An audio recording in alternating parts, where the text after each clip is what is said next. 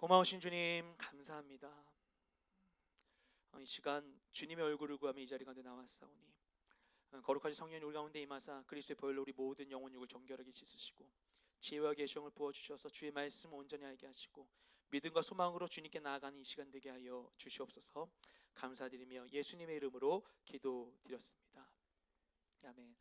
몇 년 전에 신이 보낸 사람이라는 영화를 봤었습니다. 보신 분 계신가요?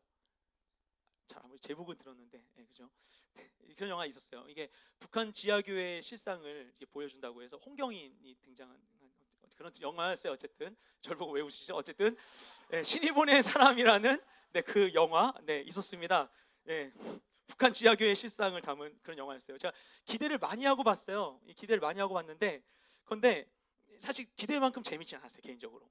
그런데 영화를 보고 나서 굉장히 진한 여운이 남는 장면이 있었습니다. 이게 뭐냐면은 대부분의 내용이 지하교회, 시골에 있는 지하교회에서 탄광촌인가 그런 곳이냐, 어쨌든 지하교회에서 있는 그 사람들의 이런 그 사람들의 실상, 참혹한 실상을 막 보여줘요. 근데 마지막에 교회에서 열심히 신앙생활을 하시던 그 아저씨 내외분이 붙잡혀 가게 됩니다. 발각되어서 붙잡혀 가서 그 다음에 그 아저씨가 어디서 등장하냐면은 평양의 칠골교회라고 있어요. 북한이 우리는 이제 종교의 자유가 보장된 곳이다라고 선전하기 위하여서 지어놓은 교회입니다. 예배를 드리긴 드려요. 근데 그 칠골교회에서 외신 기자들을 앉혀놓고 그 앞에서 간증을 하는 거예요. 이렇게 깔끔하게 차려입고 간증하면서 북한에는 종교의 자유가 있다라고 막 이렇게 얘기를 해주는 장면입니다. 물론 거짓말이죠. 이렇게 막 한 다음에 그게 끝나고 나서 그 아저씨가 화장실에 가서 막 오열하는 거예요. 이 죄책감 때문에 막 슬퍼하면서 괴로워하는 장면. 왜냐하면 그분이 아내가 같이 붙잡혔는데 아내가 고문당하고 있었거든요. 그 협박 속에서 그런 거짓 증언을 할 수밖에 없었던. 근데 하나님 앞에서 너무나 죄스러운 거예요. 그래가지고 막 오열하는 그 장면이 머리에 막 남는 거예요. 그 장면을 보면서 어릴 때 익숙하게 들었었던 한 이야기가 생각이 났습니다. 막 옛날 6.25 때 예수 믿던 마을에 인민군이 들이닥쳤는데, 공산당이 거기에서 예수님 얼굴이 그려진 액자를 바닥에 탁 놓고는 마을 사람들 보고 다 예수님 그림을 밟고 지나가라고 했다는 거예요. 다들 막 머뭇머뭇 거리고 있었었는데, 근데 막 계속 협박하니까 한 분씩 어른들이, 집사님도 장로님도 어른들이 한 분씩 다 밟고 지나갔는데 어린 소년 하나만은 끝까지 믿음을 지켰다는 그런 이야기. 감동적인 이야기. 들어보지 않았나요? 나는 공산당이 싫어요 같은 이런 이야기였어요. 이야기를 막 어릴 때 막 듣고서 반공교육이 교회에서도 가고 어쨌든 이렇게 막 했었어요. 근데 그 이야기를 제가 어릴 때 접하면서 들으면서 이해가 정말 가지 않았던 게 뭐였냐면은 왜 어른들이 배반했을까가 이해가 안 되는 거예요. 어린 시절에 이걸 들으면서. 하나님 믿으면 당연히 신앙을 지켜야지. 내가 그런 상황이 닥치면 나도 그 아이처럼 당연히 나의 믿음을 지킬 거야. 죽는 한이 있어도 이렇게 하면서 막 굳세게 마음을 먹었었거든요. 그런 영웅적인 스토리가 너무나 좋았었어요. 근데 이 영화를 보니까 북한의 실상을 보여주는 상황 가운데 그 많은 핍박 가운데에서 그런 영웅들을 찾기가 너무나 어려웠던 것입니다. 북한의 그 정부의 감시와 위험 속에서 비밀스럽게 신앙을 지키다가도 그 죽음의 위협과 극심한 좌절 앞에서 흔들리는 모습들로 가득했었던 것이죠. 제가 예전에 그 어릴 때 같았으면 그걸 보면서 가짜 신앙이다, 진짜와 가짜는 이럴 때 드러나는 것이다 라고 자신 있게 말을 했을 텐데, 근데 그러기가 쉽지가 않은 거예요. 바로 들었던 생각이 죽음의 위협과 그리고 아내가 고문당하는 상황 앞에서 나는 예외일 수 있을까? 이런 생각이 드는 거예요. 어린 시절만 하더라도 믿음의 영웅들을 보면서 나도 당연히 그런 영웅이 될 것이라고 확신하며 기대했었는데, 정작 나이가 들면서 보게 되는 것은 나약하고 비겁한 죄인된 나 자신의 모습이었던 것이죠. 마음에는 변화와 승리를 원하는데도 현실은 생각 같지 않을 때, 그런 기대와 현실의 경계 가운데에서 우리가 어떻게 해야 되는 걸까요? 그런데 그런 일들이 우리 삶 가운데 너무나 많이 일어나지 않습니까? 오늘 말씀을 통해서 이와 같은 경계적 상황 가운데 있는 우리를 향한 하나님의 음성을 듣게 되길 소망합니다. 오늘 부분은 시편 89편입니다. 시편 89편이 좀 길어요. 오늘은 후반부고요. 총 세 부분으로 89편이 나눠져 있습니다. 전반부는 어떤 내용이냐면은 하나님이 천지를 창조하셨다는 사실, 그러니까 하나님은 너무나 크고 놀라우신 분이십니다라고 하나님께 높이고 찬양하는 내용이 전반부입니다. 이어서 중반부는 어떤 내용이냐면은 그 천지를 창조하시고 다스리신 하나님께서 무엇을 하셨냐면은 다윗과 언약을 맺으셨다라는 거예요. 그래서 그 하나님께서 우리 민족을 돌봐주신다, 지켜주신다. 그래서 어떤 이들의 위협으로부터도 우리는 안전할 수 있다라고 하는 그 영원한 이스라엘의 다윗의 왕좌에 대한 소망에 대해서 고백하는 것이 중반부입니다. 그리고 그 다음이 이제 후반부인데, 그 초반부 중반부에 있는 내용을 이제 함축하고 있는 내용을 잠깐 읽도록 하겠습니다. 우리 20절부터 26절까지 내용을 함께 읽도록 하겠습니다. 시작. 내가 내 종 다윗을 찾아내 내 거룩한 기름을 그에게 부어 주었다. 내 손으로 그를 붙들고 내 팔이 그에게 힘을 주리니 적들이 그를 협박하지 못하고 사악한 자들이 그를 억압하지 못하리라. 내가 그 앞에서 그 적들을 짓밟고 그를 미워하는 자들을 치리라. 내 신실함과 자비가 그와 함께할 것이니 내 이름으로 그 뿔이 높이 들리리라. 내가 그의 손을 바다 가운데 두고 그의 오른손을 강 가운데 두리라. 그가 나를 불러 주는 내 아버지이시며 내 하나님이시며 내 구원의 반석이십니다 라고 하리라. 아멘. 이처럼 하나님께서는 천지를 창조하신 위대한 분이시고 그 위대한 분께서 다윗과 친히 언약을 맺으셨다는 것이죠. 다윗에게 기름 부으시고 힘을 주셔서 적들이 이스라엘을 당해내지 못할 것이다. 그리고 이스라엘 권위는 세계 만방까지 뻗치게 될 것이다. 이게 이스라엘이 하나님께 받은 약속이었습니다. 너무 멋진 말씀이죠.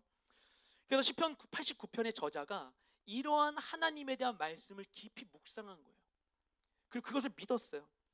그러니까 창조주 하나님이 나와 함께 하신다니 얼마나 기대되는 일입니까? 그런데 89편을 쓴 목적은 거기에 있지 않았습니다. 오늘 읽은 본문이 이것을 쓴 목적이었어요. 그런 하나님을 묵상했는데 나의 현실을 보니 말씀에 약속된 내용과 너무나 다른 겁니다. 내가 기대한 것은 이런 것인데 내 현실 가운데 그것이 일어나지 않는 거예요. 그래서 89편 후반부의 내용을 기록하게 됩니다. 우리 38절부터 45절까지 말씀 함께 읽도록 하겠습니다. 시작. 그러나 주께서는 기름 부으신 이를 미워해 쫓아버리셨고 그에게 진노하셨습니다. 주의 종과 맺은 언약을 무효로 만드시고 그 왕관이 땅에 던져져 먼지를 뒤집어 쓰게 하셨습니다. 주께서는 또한 그의 모든 벽을 허물고 그의 요새를 황폐하게 만드셨습니다. 지나가는 사람들이 다 그를 약탈해 그가 이웃들의 조롱거리가 됐습니다. 주께서 그의 적들의 오른손을 들어주셨고 그의 모든 원수들을 기쁘게 하셨습니다. 또 그의 칼날을 무디게 해 그가 전투에 서지 못하게 하셨고 그의 영광이 끝나게 하셨고 그의 왕자를 땅에 내치셨습니다. 그의 젊은 나날을 단축시키고 그를 수치로 덮으셨습니다. 셀라. 아멘. 시인은 앞서서 아까 말씀드린 대로 하나님의 크신 능력을 찬양했습니다. 그 하나님께서 다윗과 친히 맺으신 그 언약을 기억했습니다. 그런데 그런 그의 신앙과 현실 사이에는 큰 괴리가 있었던 것이죠. 나의 믿음과 조화되지 않는 고통스러운 현실이 그의 앞에 버젓이 존재하고 있었던 것입니다. 주님께서 분명히 다윗에게 기름 부으시고 그 왕좌가 계속되게 하겠다고 말씀하셨는데, 그런데 그 기름 부음 받은 이스라엘의 왕이 자리에서 쫓겨나고 해를 입는 일들이 발생했습니다. 다윗 언약은 마치 무효인 것처럼 되어버렸습니다. 예루살렘 성벽은 무너졌고 약탈당하고 황폐해졌고 이방 민족들이 하나님의 백성을 비웃게 되었습니다. 그것은 무엇입니까? 내가 믿고 있는 나의 신념이 비웃음 당하게 된 거예요.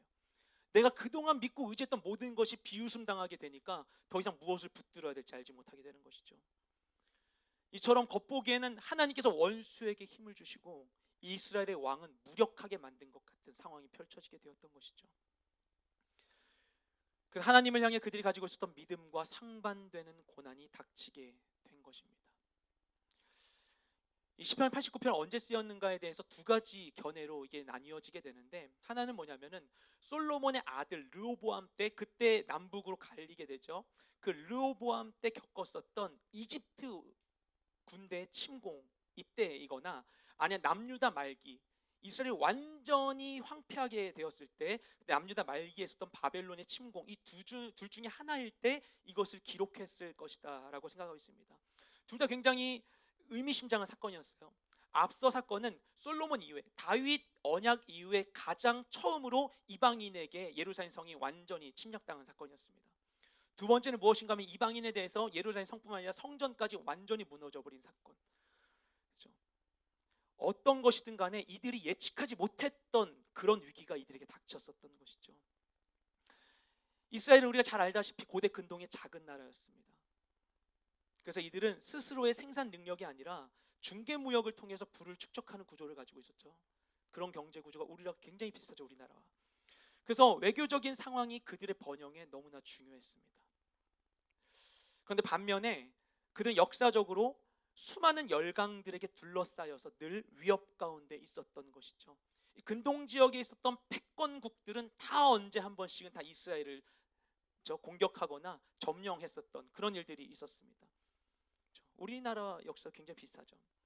하지만 이집트, 블레셋, 아람, 아수르, 바벨론 등과 같은 수많은 나라들 이방인들에게 둘러싸여 위협을 당하면서도 그들에게는 흔들리지 않는 믿음이 있었습니다.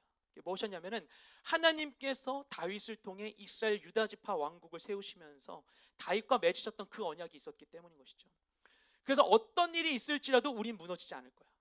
다윗 왕국은 무너지지 않을 거야. 왜냐, 하나님 그렇게 약속하셨으니까. 우린 선민이니까. 예루살렘은 하나님이 친히 임하신 도성이니까 절대로 공략되지 않을 거야라는 그 믿음이 그들에게 있었던 것입니다. 그런데 그렇게 믿었던 예루살렘이 침공되어 버리고 하나님의 성전이 이방인들에게 밟히고 약탈될 때 그들의 믿음의 기초가 흔들리게 되었던 것이죠. 그 순간 가운데 그들을 정말 힘들게 한 것은 그들이 패배했다는 사실 자체가 아니었어요. 그것보다 더 힘들게 했던 건 뭐냐면은 왜 이런 일이 생기는가? 하나님의 약속은 왜 이루어지지 않는가? 이게 그들 정말 힘들게 했던 것입니까? 하나님 어디 계신 걸까? 하나님의 약속은 이루어지지 않는 걸까? 하나님 존재하지 않는 걸까? 아니면 우리 하나님은 저 이방인들의 신보다 약한 분일까? 이것이 그들을 힘들게 만들었던 것이죠. 흡사 영적 분리불안의 상태와 같은 그런 상황 가운데 그들이 혼란에 빠져 있었던 것입니다. 하나님을 믿으며 사는데도 불구하고 우리 살다 보면 이해할 수 없는 고난과 환란이 닥치게 될 때 그때 우리에게 이런 혼란이 오게 됩니다. 모든 게 무너져 내린 것만 같은 불안한 생각이 들게 되죠. 전에도 제가 나눴던 바가 있는 것 같은데, 예전에 저희 집에서 어릴 때 가정 예배를 드리면 저희 어머니의 가장 큰 고민이 그런 것이었어요. 저희 친가나 외가에 믿는 집이 거의 없는데 왜 하나님을 믿는 우리 집에만 안 좋은 일이 생기는 걸까? 그래서 가정 예배를 드리면 어머니께서 늘 하시던 말씀이 우리가 믿음의 가문으로서 본을 보여야 되는데 뭐 이런 얘기를 하시는 거예요. 너무 슬픔 가운데에서 형제들에게 복음 전하고 싶은데 뭔가 면이 서지가 않으시는 거예요. 사고나 부도나 질병의 이런 일들 앞에서 이해가 되지 않는 거예요. 왜 이런 것일까? 우리가 모르는 죄가 우리 집에 있기라도 한 걸까? 뭐 이런 생각들이 들으셨던 것이죠. 이런 일들 앞에서 차라리 하나님을 믿지 않는다면 편할 텐데 하나님을 믿기 때문에 이런 상황이 더 괴롭게 여겨지는 것입니다. 그런데 하나님께서는 때로는 의도적으로 이와 같은 불안의 상황을 우리에게 허락하기도 하십니다. 우리 히브리서 12장 26절 27절 말씀 함께 읽도록 하겠습니다. 시작. 그때에는 우리가 땅을 진동하였거니와 이제는 약속하여 이르시되 내가 또 한 번 땅만 아니라 하늘도 진동하리라 하셨느니라. 우리와 한 번이라 하심은 진동하지 아니하는 것을 영존하게 하기 위하여 진동할 것들 곧 만드신 것들이 병동될 것을 나타내심이라. 아멘. 굉장히 재미있는 표현입니다. 일단 여기서 그때라고 하는 것은 모세가 시내산에서 하나님의 그 율법을 받을 때 얘기해요. 그때 막 지진이 나서 시내산이 흔들렸다고 기록되어 있거든요. 근데 그때는 하나님이 땅을 흔드셨는데 언젠가 하나님이 예비하신 때가 이르게 되면 땅뿐만 아니라 하늘까지 흔들 것이다. 그래서 모든 것을 다 흔들어 버릴 것이다 얘기하시는 거예요. 그래서 내가 의지할 수 있는 게 없게끔 다 흔들 것이다. 근데 하나님이 왜 그렇게 흔드시는 것인가? 흔드시는 이유가 있는데 그 이유는 무엇이냐면은 영존할 것, 영원히 존재할 것들이 영존하기 위하여서 그래서 흔들어 버릴 것이다. 흔들려서 무너질 건 다 무너져 버리고서 그 가운데 영존할 것만 남을 수 있도록 하기 위해서 하나님 다 흔들어 버리신다는 것입니다. 이 말을 우리가 참고해 본다면 모든 것이 흔들린 상황 가운데 있을지라도 그 흔들리는 상황 자체는 진짜 문제가 아닌 것이죠. 진짜 문제는 무엇인가 하면 흔들리는 상황 가운데 내가 무엇을 붙잡고 있느냐 하는 것입니다. 모든 것이 끝나고 실패하고 무너지고 망가졌을지라도, 나의 믿음마저도 의심스러운 상황에 처해 있을지라도, 피할 수 없는 고난을 마주하고 있을지라도 견고한 성읍이 되시는 주님을 붙잡는다면 우리의 모든 불안의 자리는 안정의 자리로 변화하게 되는 것입니다. 하나님 그걸 알려주고 싶으신 거예요. 우리가 붙들고 영원할 거라고 생각했던 모든 것이 무너지는 것을 통하여서 1차적으로 우리는 좌절을 경험하겠지만, 이것을 통해서 우리는 나의 계획한 것이 무너지는 것을 경험하겠지만 사실 그것이 우리를 안전하게 해주지 않는다는 것을 하나님 우리에게 알려주고 싶으신 것이죠. 영존할 것을 영존하게 드러내기 위하여서 모든 것이 흔들리게 만들어 주시는 것입니다. 올해 W 마지막 아웃리치 괴산 아웃리치 아까 말씀드렸다시피 서울로 지금 올라오고 있습니다. 제가 그 전주에 스페인 멜리아 아웃리치 갔다가 이번 괴산 아웃리치 팀 지난 목요일에서 함께 하다가 어제 점심까지 함께 하고 제가 먼저 올라왔어요. 팀에 함께 하면서 제가 섬길 수 있는 게 별로 없어서 이번에도 열심히 풍선을 만들었습니다. 저 스페인 멜리아 가서도 그 무슬림 아이들한테 그렇게 막 풍선 계속 만들어줬는데 제가 주로 만든 게 활과 화살을 만들었어요. 이제 진짜로 활과 화살은 이제 눈 감고 만들 것 같아요. 진짜 눈 감고 만들 수 있습니다. 그래서 막 만들었는데, 근데 정말로 이 멜리아 그 무슬림 아이들이나 괴산 아이들 할 것 없이 애들이 풍선을 보면 막 아드레날린이 막 솟는 거예요. 민족을 초월하는 것 같아요. 다 풍선을 좋아해요. 막 좋아해요. 그래서 풍선 만들기를 하면은 그 아이들 속에서, 아이들의 반응 속에서 인간의 그 원초적인 욕망에 대해서 보게 됩니다. 보면서 우리가 나이가 들어서 이 세속에 찌들어가지고 이렇게 욕망의 노예가 된 것 같은데 아니구나. 인간은 어릴 때부터 악하구나. 우리는 원래 이렇게 욕망의 존재구나. 이걸 보게 돼요.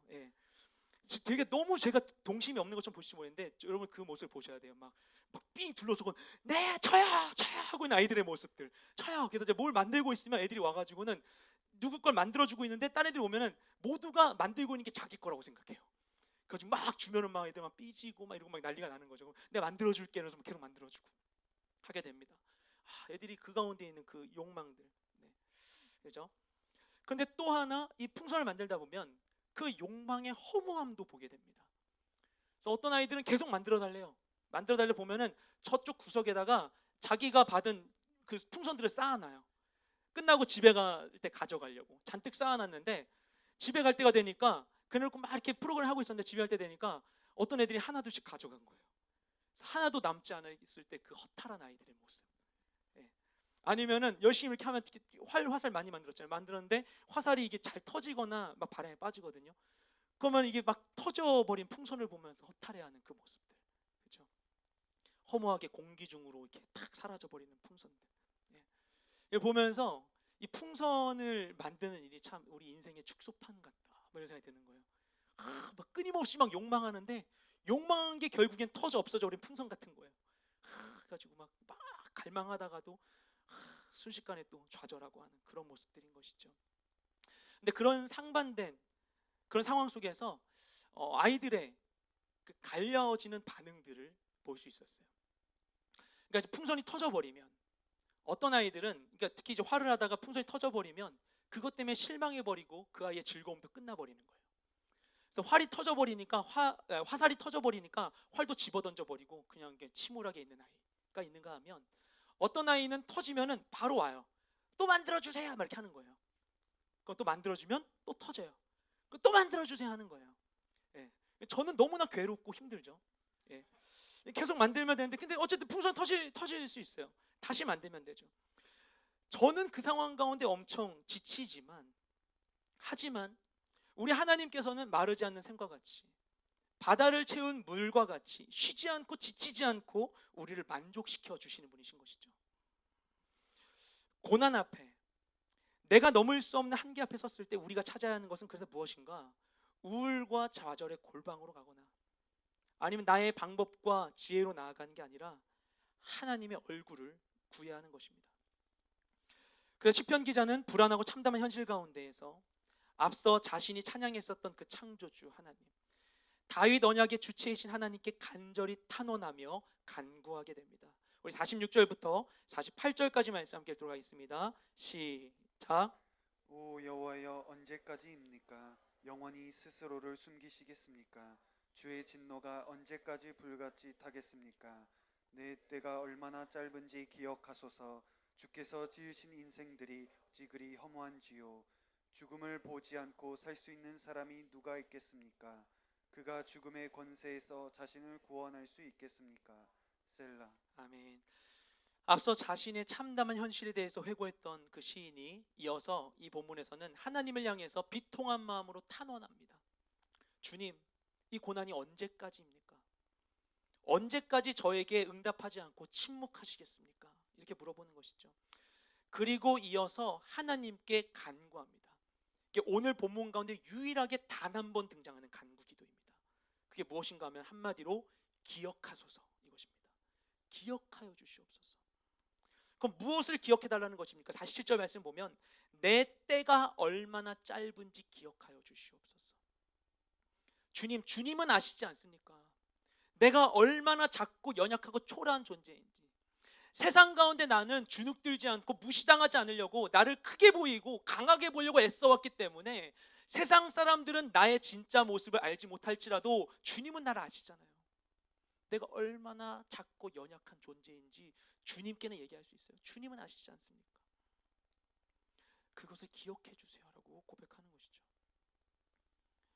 모든 것이 무너졌을 때, 그러나 하나님의 살아계심을 부인할 수는 없을 때, 그 믿음과 현실이 조화되지 않는 혼란스러운 상황 가운데에서 우리가 붙들 수 있는 게 무엇인가? 그것은 그냥 오로지 하나님의 긍휼과 은혜밖에 없는 것입니다. 그리고 그 가운데 우리가 하나님께 간구할 수 있는 것은 무엇인가? 하나님, 저를 기억해 주세요. 이거밖에 없는 것이죠. 주님, 저를 잊지 마세요. 주님, 저에게서 그 얼굴을 거두지 마세요. 하나님의 시선을 거두지 마세요. 나를 불쌍히 여겨주세요. 그렇게 기도할 수밖에 없는 것입니다. 내 상황과 형편을 보시고 사랑과 긍휼로 나를 용납해달라고 겸손히 기도하며 나아갈 수밖에 없는 것이죠. 하지만 실제로 우리가 어려운 일들을 당하게 되면, 그런 일이 막상 닥치게 되면 우리가 하나님을 그 순간 딱 정신 차려 하나님을 찾는 것이 잘 되지 않을 수도 있습니다. 그리고 우리는 그런 상황들 가운데 아무리 은혜의 자리 가운데에서는 그렇게 하겠노라고 맹세할지라도 정작 진짜 문제가 내 삶 가운데 닥치면 나의 방법과 나의 안전지대로 들어가려고 하죠. 어두운 골방 가운데 들어가서, 그렇죠? 혼자 그냥 있거나, 모두의 연락 받지 않고 그냥 있거나, 아니면 분노하거나 정반대로 누군가를 미워하고 부정적인 감정이 휩싸이기도 합니다. 그러면 기도도 되지 않고 오히려 예배도 되지 않고 하나님이 멀리 계신 것만 같이 느껴지게 되는 것이죠. 그러면 어떻게 그 절망의 상황 가운데에서도, 그러니까 내 모든 것이 흔들려서 아무것도 붙잡을 수 없는 상황 가운데 어떻게 우리가 깨어서 하나님의 은혜를 구할 수 있게 되는 것인가? 절망 중에 있을지라도 우리가 정신을 차리고 하나님을 찾을 수 있는 힘은 어디서 나오는가? 그것은 바로 우리의 경험과 지식으로부터 나오는 것입니다. 우리 49절부터 52절까지 말씀을 함께 읽도록 하겠습니다. 시작. 오 주여, 전에 주께서 보이신 그 사랑이 어디로 갔습니까? 주께서 주의 진리로 다윗에게 맹세하신 그 사랑 말입니다. 주여, 주의 종이 조롱당한 것을 기억하소서. 모든 강한 민족들이 나를 원망한 것을 내 마음에 품고 있음을 기억하소서. 오 여호와여, 주의 적들이 그것으로 조롱하고 그들이 주의 기름 부음 받은 이의 발걸음을 조롱했습니다. 여호와를 영원히 찬양하라. 아멘 아멘. 아멘. 앞서 자신을 기억해 달라고 간구했던 그 시편 기자가 마지막에 와서 하나님께 묻습니다. 주님, 전에 보여주셨던 그 사랑이 어디 갔습니까? 주님, 다윗에게 맹세하셨던 그 사랑은 어디에 있습니까? 라고 물어보는 것입니다. 그 시편 기자는 자신의 눈앞에는 고통스러운 상황이 전개되고 있는데 그것을 눈으로 보고 있으면서도 불구하고 이 현실을 받아들일 수가 없는 거예요. 그냥 그런가 보다 체념하고 그냥 포기하고 살면 편할 수 있는데 그렇게 할 수가 없는 거예요. 왜냐? 자신이 믿는 하나님은 이런 분이 아니시기 때문에, 자신이 경험한 하나님은 이런 분이 아니시기 때문에 이 상황 가운데 내가 믿는 것을 굽힐 수가 없는 것입니다. 과연 이럴까? 왜 이럴까? 이런 의문을 품게 되는 거예요. 내 현실 가운데에서. 여러분, 혹시 여러분의 인생 가운데 여러분이 영적인 갈급함 가운데 있거나 삶이 만족스럽지 않다고 생각된다면, 물론 그것엔 다양한 이유가 있을 수 있지만 그 상황 가운데 우리가 꼭 생각해 봐야 될 부분이 있습니다. 이게 무엇인가 하면, 내가 기대하고 있는 것은 무엇인가라는 것입니다. 난 지금 무엇을 원하고 있는 것인가? 많은 경우에 우리가 만족하지 못하거나 허무하거나 의욕이 생기지 않거나 방향을 알 수 없거나 채워지지 않는다고 느끼면은, 그럼 그 상황 가운데 우리는 먼저 막 자책하게 되고 막 이렇습니다. 그런데 그런 일들이 우리 가운데 일어나는 이유는 무엇인가 하면, 우리에게, 그러니까 더 근본적인 이유는 우리에게 더 큰 기대가 있기 때문이에요. 우리가 보통 경험한 것을 갈망하게 되죠. 더운 날씨를 경험하게 되면 바로 막 시원한 거를 생각하지 않습니까? 시원한 물 마시고 음료를 먹고 아이스크림 먹고 수박 먹고 물에 몸 담그고. 왜냐하면 시원한 것을 경험해 봤기 때문인 거죠. 그 좋음을 알기 때문에. 하나님을 경험하게 되면 우리가 다른 것들로 만족할 수 없게 되는 것입니다. 몇 년 전에 한 자매님이 저에게 상담을 요청했었어요. 어떤 얘기였냐면, 그 시점에서부터 불과 얼마 전만 하더라도 본인이 교회 다니면서도 술을 그렇게 좋아했었대요. 본인이 잘 마시고 했었었는데, 그분이 새벽기도 홀리스타를 통해서 하나님의 은혜를 깊이 경험하고서 자기가 이 술을 끊었다는 거예요. 그게 마음에 걸려서. 근데 그렇게 되고 나서 자신의 현실이 더 괴롭다는 거예요. 예전에는 친구들 만나서 힘들면 그냥 친구들 만나서 막 술 마시고 풀면 뭔가 해소감을 누렸었는데, 이제 술을 안 마시니까 힘들긴 힘든데 술 마시고 풀 수 있는 방법은 없고, 그렇다고 다른 해소 방법이 마땅히 있는 것도 아니고, 이러지도 저러지도 못하는 상황이 더 괴롭다. 어떻게 해야 되냐라고 저한테 묻는 거예요. 근데 되게 정말 은혜가 됐던 게, 그분의 그 이야기를 듣는데 제 마음 가운데 너무나 기쁜 마음이 들었었어요. 근데 그분에게 그렇게 얘기했어요. 자매님은 이제 더 이상 예전 같지 않은 거예요. 예전에 자매님을 즐겁게 했던 것들이 이제 더 이상 자매님에게 즐거운 것이 되지 못하는 거예요. 이미 자매님은 변화의 상황으로 들어가고 있습니다.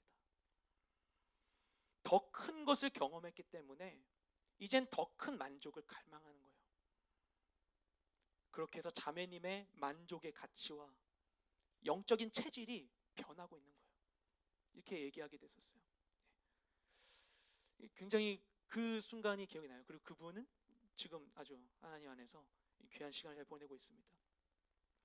우리가 배고플 때 배고프다고 하거나 목마를 때 목마르다고 하는 것, 아플 때 아프다고 하는 것은 지극히 정상입니다. 내가 영적인 갈급함 가운데 있고 인생이 무언가 풀어지지 않는다고 느낀다면 정상적인 반응이에요. 그럼 내가 갖고 있는 것들이 나를 만족시켜주지 못하고 있다는 것을 내가 영원히 알고 있는 거예요. 그 가운데 우리가 실망하고 좌절하고 낙심하고 그 허무한 시절을 보내게 되는 것입니다. 하나님 그 순간을 우리에게 허락해 주세요. 왜냐하면 영원하신 주님을 붙들 수 있도록 하기 위함인 것이죠.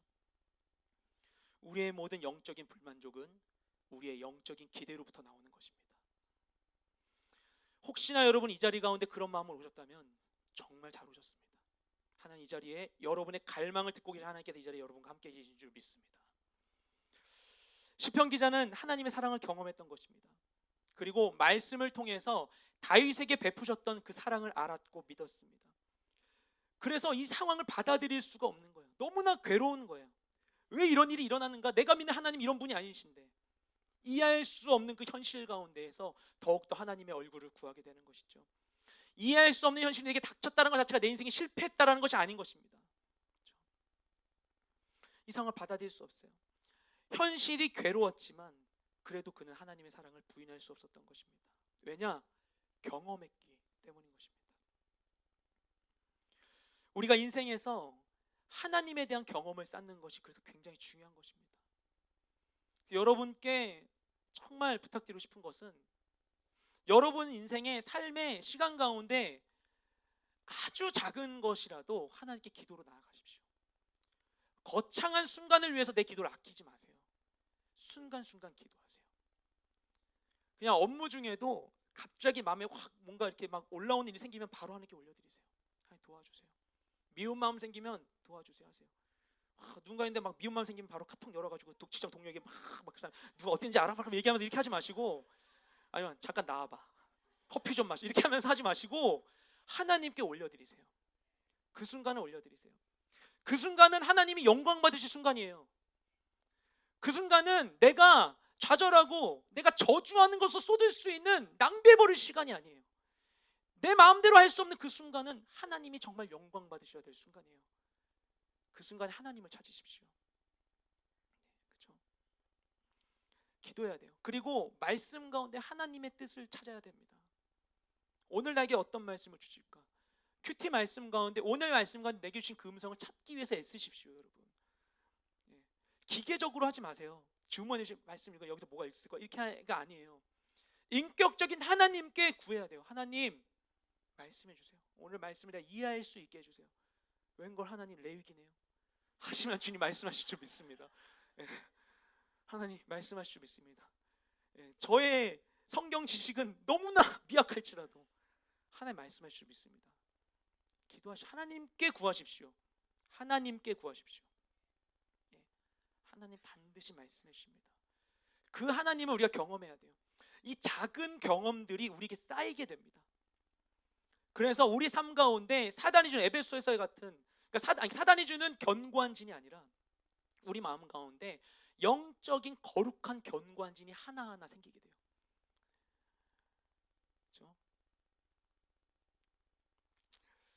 분을 내어도 죄를 짓지 말며 해가 지도록 분을 품지 말고 마귀에게 틈을 주지 말라. 톱포스를 제공하지 말라. 마귀가 있을 수 있는 거할 처소를 주지 말라. 우리의 작은 죄가 해결되지 않고 우리의 어떤 감정적인 문제가 해결되지 않으면 그것이 남아서 골마서 썩어서 사단이 거할 수 있는 어둠의 처소를 제공해 줍니다. 그러니까 사단은 그것에 근거하여서 땅 따먹게 하듯이 하나씩 그 영역을 넓혀가요. 우리의 죄도 점점 넓어지게 됩니다. 하지만 우리가 회개함으로 이 모든 것을 점점 정리해버리고 거룩한 선택과 결정들을 하고 하나님의 말씀이 우리 마음 가운데 새기게 되면 그것이 우리 마음 가운데 영적인 거룩한 견고한 진이 되는 것입니다.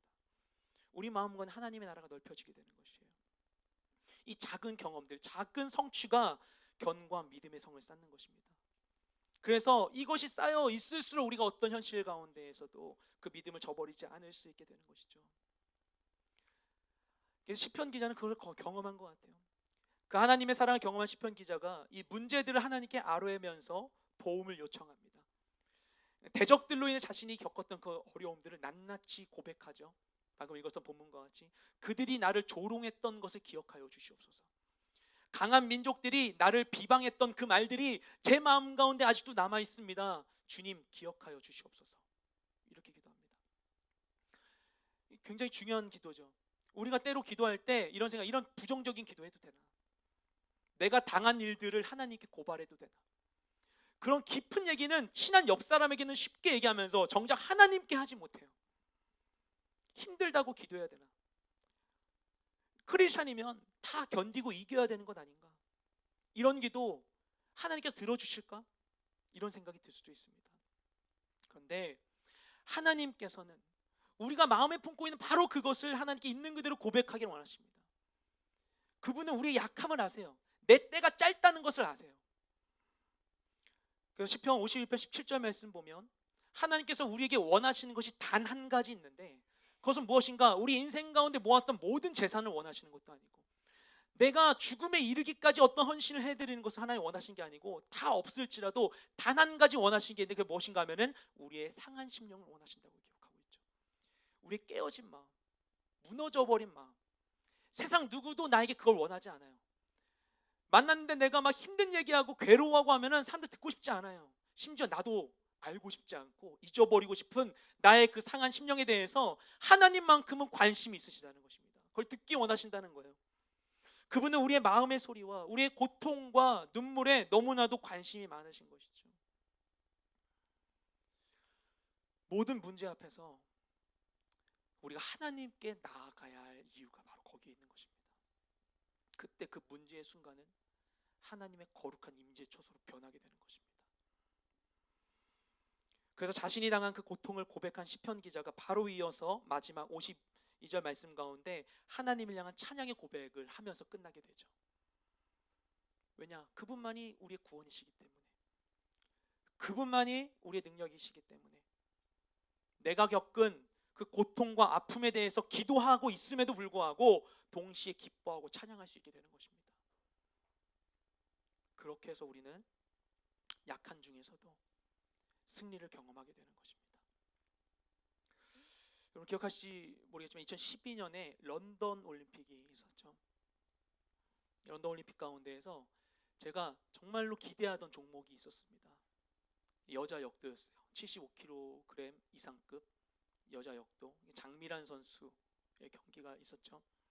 제가 2008년도 베이징 올림픽에서 그 여자 역도를 봤었어요. 그거는 이제 그 시간대가 우리나라랑 비슷했기 때문에 그래가지고 전 국민이 봤었죠. 막 크게 기대하고 봤던 게 아닌데 그 마지막 용상 장면에서 제가 되게 막 감동을 받았었어요. 그때 170kg이 넘는 것, 자기 신기록을 이제 깨면서 드러냈거든요. 그래서 마지막에 타고는 이야 들어 올리는데 이 짧은 순간 가운데 막 뭔가 되게 뭉클한 거예요. 그 보셨던 분은 이해하실 겁니다. 정말 그게 감동적이었었어요. 그러니까 그 모든 지난 시간들에 대한 이 모든 것이 그 최선을 다하는 모습 가운데에서 확 마음에 새겨지는 거예요. 되게 은혜를 받았어요, 그 순간에. 그래서 그런 장면을 또 기대하면서 런던 올림픽을 새벽에 기다리면서 이걸 시청했었죠. 근데 이제 그날 이제 경기를 보는데 전 국민의 기대를 받고 있었고 모든 나라에게 최고의 우승 후보로 여겨지고 있었던 그 장미란 선수가 그날 성적이 부진했습니다. 잘 풀리지가 않았어요. 그런 상황 가운데 있었지만 계속 이제 해설위원들이나 이런 분들도 계속 긍정적인 말을 하잖아요. 저도 마음에 계속 품고. 그리고 이제 마지막 용상 3차 신기가 남아 있어요. 인상은 바로 드는 거고 용상은 걸쳤다가 드는 거죠. 그래가지고 3차 시기가 남아 있었었는데 3차 시기에서 170kg 이상을 들면 동메달 따는 거고 못 들면 메달권 진입을 못하는 것이 결정되는 순간이었어요. 170kg은 이미 들었던 바가 있고 당연히 들겠거니 하면서 이제 기대하고 있었습니다. 그래서 모두가 온 국민이 기대하는 장면 가운데서 있다가 딱 해서 딱 걸치고는 들어 올렸어요. 그래서 할렐루야 했는데 곧 뒤로 탁 떨구고 말았었죠. 떨군 다음에 장민환 선수가 바로 그 아쉬워하는 그 떨구면서 느낌이 오잖아요. 바로 아쉬워하는 표정이 카메라에 그대로 싹 잡혔어요. 그 스텝진들이 있는데 이야 타다가 이렇게 넣어버리는 이런 장면들이 나오고, 그리고 다른 나라 선수 러시아인가 어쨌든 다른 나라 선수가 그것 때문에 대신 3위로 올라서게 되면서 막 울면서 기뻐하는 거예요. 그런 장면들이 막 교차하고 있었어요. 저도 되게 기대했는데 기대와는 다른 이 실패 상황을 보면서 저 역시도 이렇게 약간 실망을 하고서 그냥 힘없이 그냥 그 모니터를 그냥 계속 응시하고 있었습니다. 그래서 그런 실망하는 장면들, 반대로 기뻐하게 되는 사람들, 이게 교차로 보여주다가 카메라가 다시 장미란 선수를 비추게 됩니다. 근데 그 순간 장미란 선수를 비추자마자 장미란 선수가 뭘 했냐면은 손을 모으고 무릎 꿇고 기도하는 거예요. 그런 다음에 일어나서 손을 흔들어주고 퇴장을 하는 거예요. 근데 그 순간을 탁 보는 순간 갑자기 제가 탁 멎는 거예요. 그러면서 막 눈물이 막 차올랐어요. 전혀 생각하지 못한 장면이었었는데 그게 마치 막 나의 고백 같다는 생각이 드는 거예요. 전혀 기대하지 못했었던 장면인데 실패한 상황 가운데 드리는 기도, 이게 너무 진한 여운이 남는 거예요. 실패해도 기도하는구나. 실패해도 기도하는구나. 그리고 자신의 성공이 아니라 자신의 실패를 하나님께 올려드리는 장미란 선수를 하나님께서는 어떻게 바라보실까? 이런 생각이 들었습니다. 하나님을 믿는 신앙의 여정 가운데에서 우리를 정말 힘들게 하는 게 무엇인가 하면 하나님을 믿는데도 불구하고 실패와 고통이 여전히 내 삶 가운데 남아있는 거예요. 그럼 우린 고민이 많아집니다. 내 상황이 이해되지 않아요. 내가 뭘 잘못했지? 내가 모르는 죄가 있나? 하나님께서 왜 이러시지? 이 회석되지 않는 고통의 경험 앞에서 우리의 믿음도 소망도 고갈되어 버립니다. 그런데 그것은 철저하게 우리의 문제를 우리의 시선으로 바라본 것이죠. 내 눈으로 바라보면 그것이 내 삶에서 무언가가 상실되어 버린 것만 같아요. 하지만 하나님의 관점 가운데 보면 바로 그 순간이 우리 삶 가운데 하나님께서 그분의 일을 이루실 수 있는 최적의 상황인 것이죠. 우리가 이해할 수 없는 그 순간, 스스로 일어날 수 없는 바로 그 순간에 하나님께서는 우리 가운데 함께하기를 원하십니다. 그 무엇도 채워줄 수 없는 우리 삶에 있는 그 빈자리를 하나님이 채워주기를 원하십니다. 내가 극복할 수 없는 그 상황을 이겨낼 수 있는 힘이 되어주기를 원하십니다. 그렇게 해서 우리의 상식을 뛰어넘는 하나님의 법칙과 세계를 경험할 수 있게 해주시는 거예요. 하나님 그걸 너무나 원하세요. 그래서 우리로부터 찬양받기 원하시기 때문에 우리는 흔히 내가 원하는 게 그대로 이루어지기만 원합니다. 내가 원하는 게 이루어지지 않으면 하나님이 계시지 않는 것처럼 여겨집니다. 하지만 내가 원하는 대로만 모든 것이 이루어진다면 우리 삶엔 더 이상 새로운 것이 없는 것이죠. 그냥 기대대로 될 뿐입니다. 하지만 내가 할 수 없는 가운데 하나님의 일을 경험하게 되면 그럼 나의 길과 생각과는 전혀 다른 진짜 하나님을 만나게 되는 것이죠. 그리고 그 하나님을 경험하고 아는 만큼 나의 세계 또한 확장되어 가는 것입니다. 하나님은 정말 그분의 약속대로 모든 능력과 권세보다 뛰어나신 만유의 창조주이시라는 것, 내 구원자라는 것을 내가 경험하여 알게 되는 것입니다. 그리고 하나님께서는 지금도 그런 자신을 우리에게 알려주기를 원하세요. 알려주고 싶어 하세요. 그분의 크신 능력을 우리에게 보여주고 싶어 하세요. 찬양받기 원하세요. 그리고 그 하나님을 경험한 자들, 진짜 믿음을 가진 자들로 인하여서 이 세상이 변화되기를 원하십니다. 고통과 절망을 경험할지라도 그 자리 가운데 하나님의 얼굴을 구함으로 약함 가운데에서 승리하는 우리 모두가 되시기를 주님의 이름으로 축복합니다. 시간 함께 우리 그 마음을 담아서 주님께 찬양하며